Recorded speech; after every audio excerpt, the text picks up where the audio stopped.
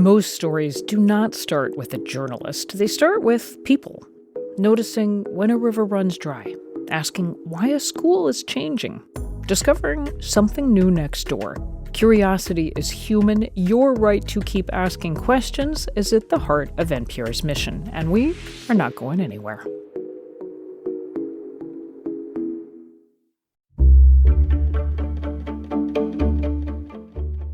Good morning, I'm Lawrence K. Jackson. It's Friday, May 22nd. We attended the memorial for the victims of Monday's Islamic Center of San Diego shooting. More on that next, but first, the headlines.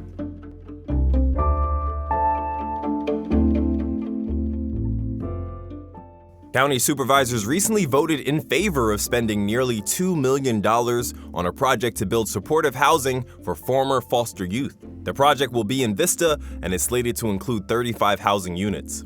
Medical and behavioral health services will be provided on site, as well as job training. The county says the funds will help close the project's final funding gap.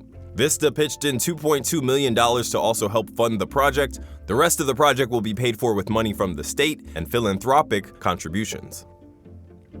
A new 140,000 square foot, 3-story building called the Lusardi Tower recently opened at Scripps Memorial Hospital's Encinitas campus. The building is named after longtime North County philanthropists Warner and Debbie Lusardi, who donated $25 million toward the structure's construction. The tower features 36 private patient rooms, a monitoring area for surgery and postpartum patients, and an ICU.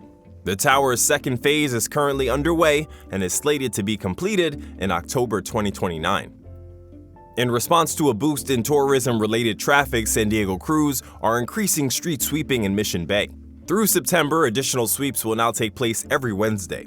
Specialized sweeping equipment will not only clean main roads, but nearly every alley in both North and South Mission Beach as well. A statement from the Stormwater Department says the goal is to not allow a buildup of trash or debris from reaching Mission Bay or the ocean. San Diego's Environment Service Department also says they will double trash collection from May through September 5th.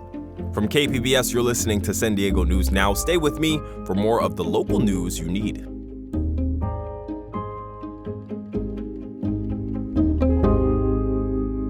Corporate underwriting on KPBS offers a unique opportunity for brands to demonstrate their corporate social responsibility as public media brings light to important causes. Your investment can showcase your brand's values and commitment to the public good. Email corporate support at kpbs.org.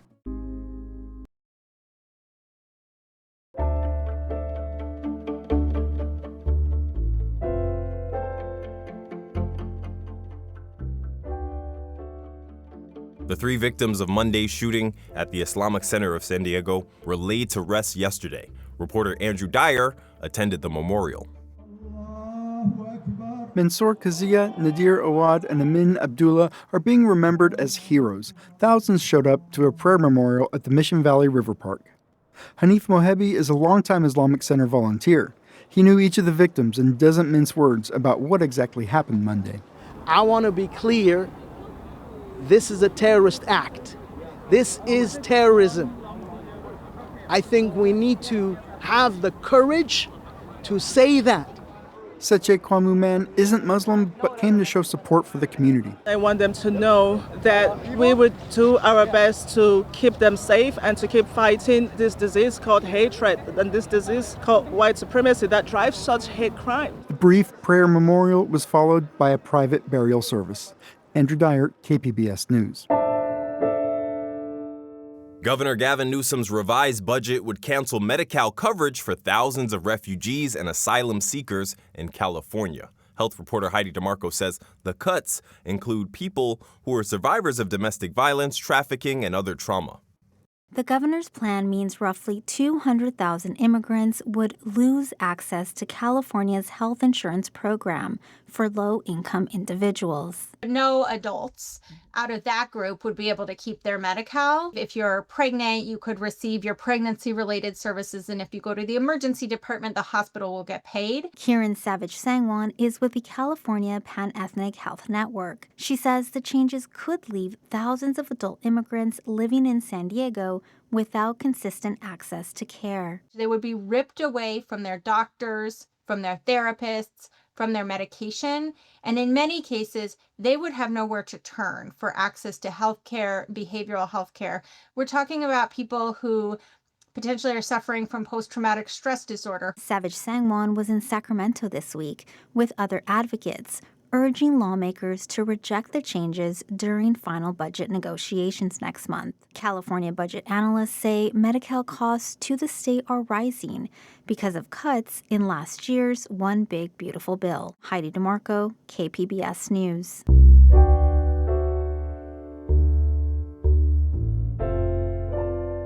Multiple candidates for the 48th Congressional District in San Diego have campaign website pages that allow them to avoid campaign finance rules.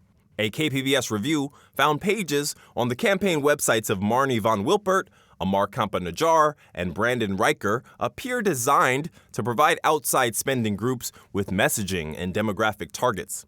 Public Matters reporter Jake Gata spoke with election experts to understand why this practice is so common and what rules it helps avoid. Jake sat down with anchor Debbie Cruz to discuss the issue. Jake, what's going on with these websites? So if you look at the pages, each one has a red box around a bunch of information that's very clearly meant for people who buy ads. It's called red boxing, and Michael Beckel from Issue One, a nonprofit that works to reduce the influence of money in politics, said that it happens a lot. Groups and candidates are finding ways to work together to skirt the spirit of the law, if not the letter of the law in some cases. What law is he talking about? So there are rules over campaign finance and limits to how much money you can donate or accept as a politician. The individual contribution limit is $5,000 per campaign. And when you start to look at how much it costs to run for office, you'll see that these campaigns are really looking for all the help that they can get. And that's where independent expenditure-only political committees, or super PACs, get involved. Thanks to Citizens United, a Supreme Court decision, corporations, billionaires, and wealthy megadonors can give as much money as they want to super PACs, who can then spend it on a campaign's behalf. The rules say, though, that those super PACs can't coordinate with the campaigns. So the candidate isn't allowed to just call up a billionaire-funded PAC and say, hey, I want you to tell voters this message and target these people in this area. But it sure sounds like these campaigns are putting that information out there. That's exactly right. So what these campaigns and others have found is that if you put your messaging, your demographic targets, and even attack lines on other candidates on a public website, then there's nobody stopping a super PAC who's interested from copying that messaging and sending out to targets. That's what's in the red box on those media pages for Von Wilpert, Riker, and Kampa-Najjar. And they're not alone. Javier Becerra also has a red box on his website as he's running for governor. And a 2024 journal article from the University of Chicago found that more than 200 federal election campaigns had a red box in 2022. And those who used a red box benefited from a ton of outside spending over those who didn't. And are we seeing any outside spenders using that information? Oh, for sure. There was a text sent out by Serving California, which is funded by Irwin Jacobs and Jeff Bezos, and that mirrored the Kampa-Najjar media page verbatim. And there was also a mailer sent out by Veterans for Truth PAC, which used the exact same attack lines on Kampa-Najjar that are on the Von Wilpert media page. What did the campaigns tell you about these pages? So when I asked about the red box, the Riker campaign declined to comment, and KPBS actually hasn't seen any material that mirrors Riker's page. The Von Wilpert campaign told me, quote, they follow the law, period, full stop, unquote, and that this is a common practice in competitive campaigns. And Kampa-Najjar also told me that it's a common practice, and he was adamant that he wants to limit the influence of money in politics. Here's what he said. I want to be in Congress to get rid of super PACs, to overturn Citizens United. But just like Prop 50 and redistricting, the whole reason we got into that fight against Texas is because we cannot unilaterally disarm. We have to fight fire with fire, get into office, take power, and reform this broken, corrosive system. Are these red boxes legal? If not, then why are they still allowed to do it? So it's technically legal for now, because according to Beckel from Issue 1, the Federal Elections Commission has been unable to even investigate red boxing. In 2023, the FEC declined to investigate the John Hickenlooper Senate campaign, citing a lack of, quote, resources that would be necessary to investigate. And now there isn't even a full slate of commissioners at the FEC to investigate. And you know who's in charge of appointing them? The president, with confirmation from Congress. So it sounds like the people in charge of the FEC are the ones who benefit from super PAC spending. That's right. And whether it's the president appointing commissioners or Congress approving them or passing laws over campaign finance, Beckel told me it would probably be tough to get people to support stricter rules on their own campaigns. All right, Jake, thank you for that breakdown. Yeah, no problem.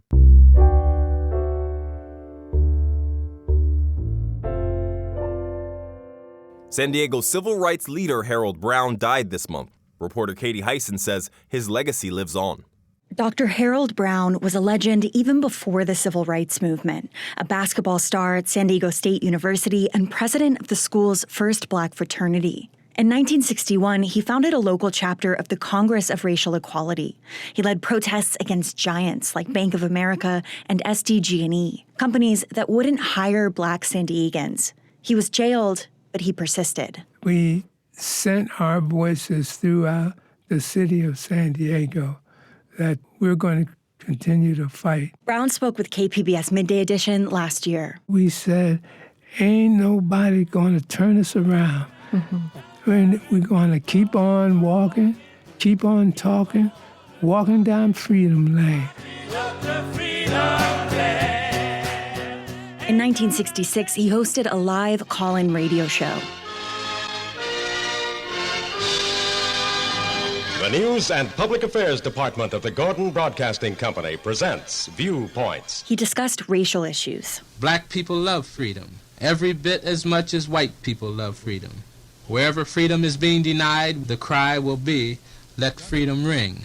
In 1971, racial conflict at SDSU came to a head. Students stormed the administration building. The school then hired Brown as their first Black administrator. He created the Africana Studies Department and hired Shirley Weber, who's now California Secretary of State. Would I be Secretary of State if I hadn't come to San Diego and met all the people that I met? I don't know. She says it was a tense time. There were a lot of race issues in San Diego, an awful lot. My students complained about the N-word being written on the doors in the dorms, things that were representative of lynchings. They also had a slave sale on an auction on the campus. Weber says many people saw ethnic studies as a fad.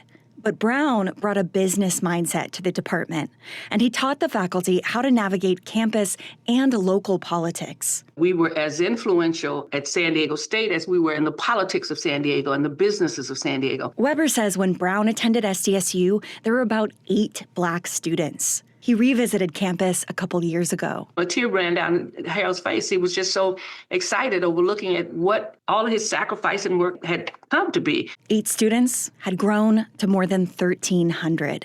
Lack of representation in the 1970s went beyond campus. San Diego had very few Black doctors or lawyers, judges or politicians. Brown worked to change that. He founded a Black professional group and an economic empowerment program. This guy was the most persuasive guy that I've ever met. One of his recruits to the cause was military veteran Joe Outlaw. After a presentation, Brown called out to him. Come here, Colonel. I said, what does this guy want? He said, I want you to work with me. Harold was a type of guy that if he saw you, he didn't ask you, did you want to participate? He kind of told you.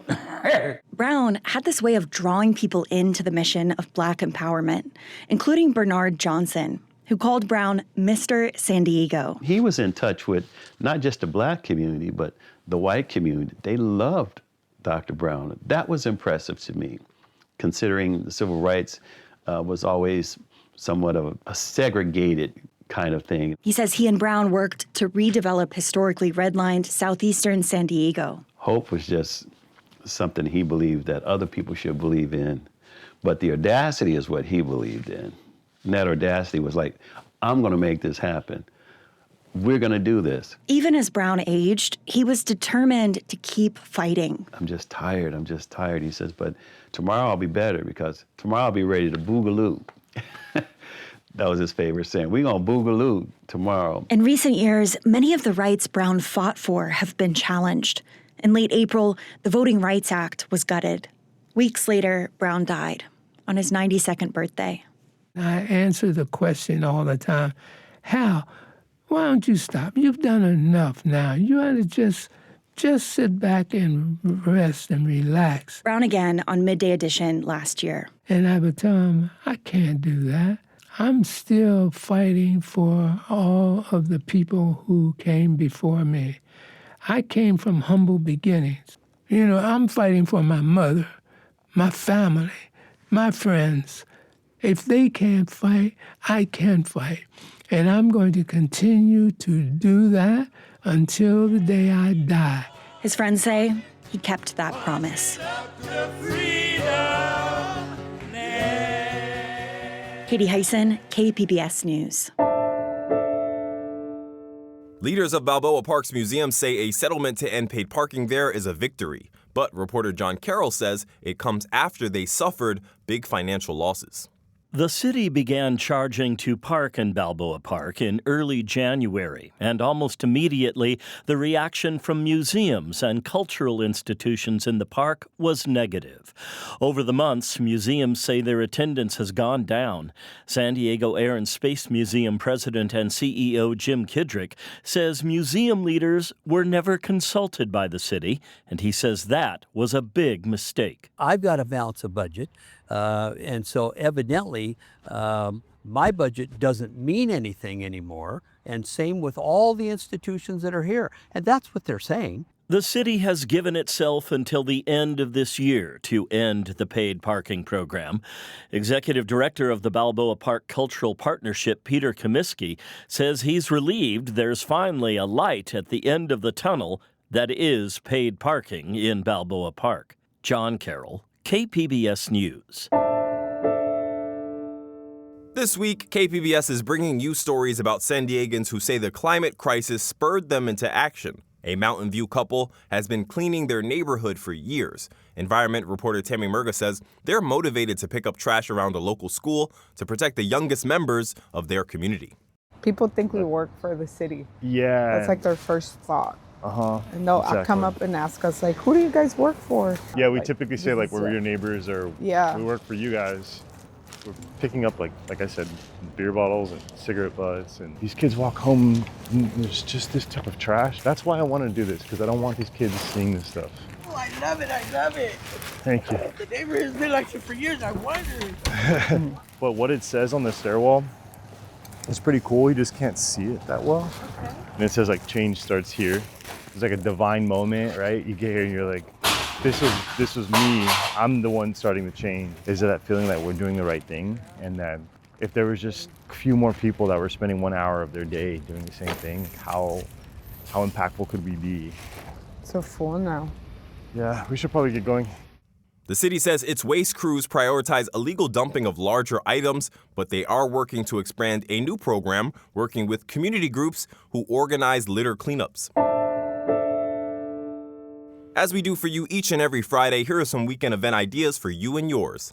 Today, the all-new Shark Encounter is officially open at SeaWorld San Diego and features over 400 shark species. Their website says the exhibit aims to move past fear-based myths about sharks and instead showcase their incredible diversity. Then, this Saturday is the kickoff for the new Mission Valley Farmers Market. It all starts at 10 a.m. at Oasis in front of AMC. They'll be selling locally grown produce, self-care goods, and more. This Saturday, there will also be a special performance by the San Diego Hula Academy at noon. And on Sunday, the Vista Strawberry Festival takes place. You can enjoy local vendors or take part in the Vista Strawberry Run or attend the Strawberry Film Festival. Whatever you do decide to do this weekend, enjoy. That's it for the podcast this week. The podcast this week was edited by Brooke Ruth and Quinn Owen and hosted and produced by me, Lawrence K. Jackson. As always, you can find more San Diego news online at kpbs.org. Thanks for listening and have a great weekend.